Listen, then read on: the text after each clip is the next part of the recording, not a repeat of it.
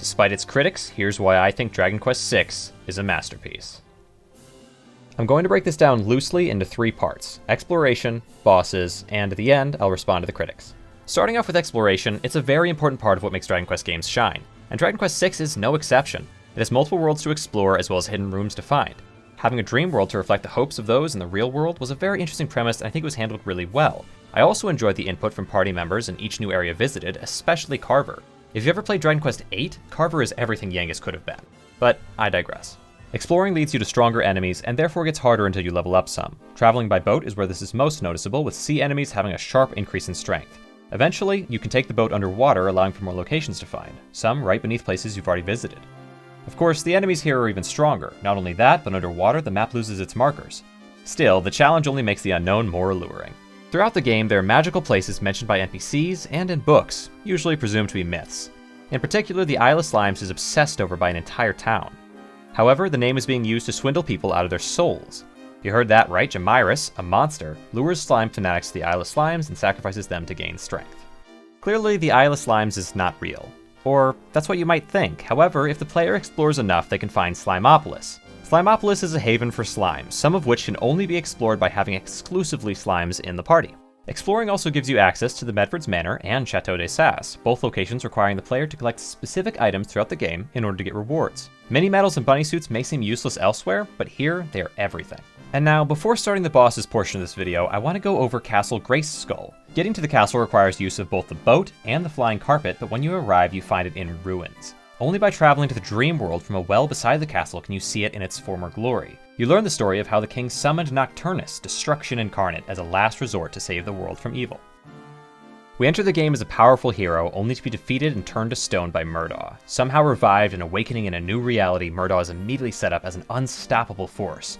We've been given a second chance to beat him. Murdaugh is the final boss in Dragon Quest VI, the great big bad that would see the world burn.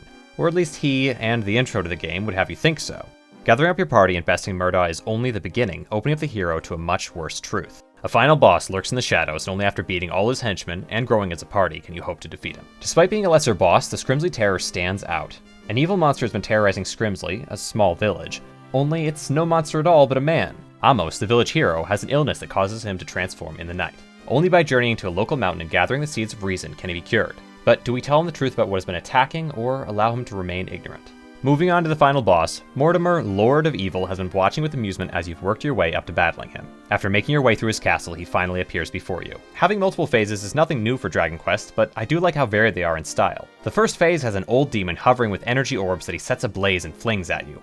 Defeating him presents a more youthful, powerful form that focuses on physical attacks. Both of these are only distractions, however, as Mortimer's true form literally shatters its way into reality. I absolutely love this fight, and I think it outshines every other Dragon Quest fight, period. The last boss I want to go over is Nocturnus, the secret final boss. He presents a challenge far beyond anything else in the game and pushes the player to train a lot in order to beat him. However, to get to the true end, you'd have to beat him in 20 turns or less. This requires a massive amount of damage output and constant healing. A secret final boss should push the player to explore every option for gaining strength and push them to put in the time and effort. This is what makes winning feel good, and the game does a really good job at it.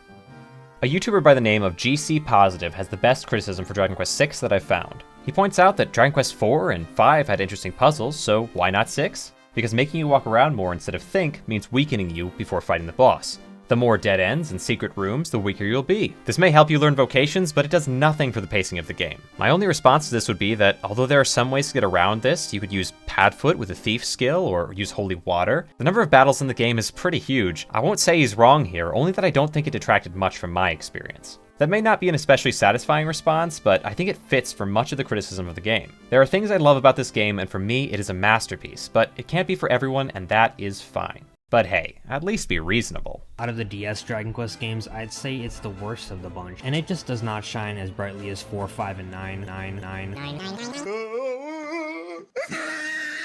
Look, I don't actually hate Dragon Quest IX.